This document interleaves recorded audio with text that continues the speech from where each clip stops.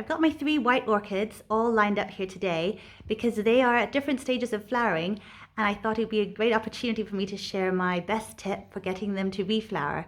Because I've had these for a number of years, all of them, and they just keep on flowering again and again, and it's a wonderful experience. And there's one thing you can do to really help them continue to do so, continue to flower again and again, and that is to leave this flowering stalk, not to touch it. So basically, if we look at the first flower I've got here, it has one long stalk. It's really hard for them to grow these stalks. It takes them growing new sets of leaves every time. So this one, once it had its first set of leaves, it was able to grow this long stalk here. And it grew up and had all these flowers here on this stalk here.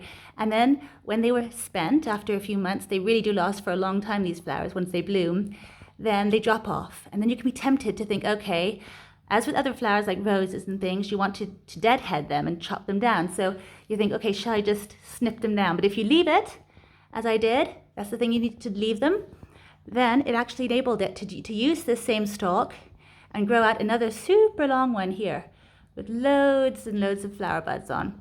And the same thing happened over here. This one also had one long stem that grew up and up and up.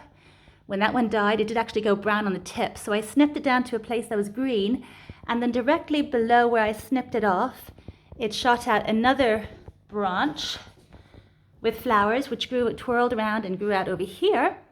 And then these flowers have also dropped off, but as they're green, I left it, and then it was able to grow out these little branches here full of buds too, which are going to be flowering really soon.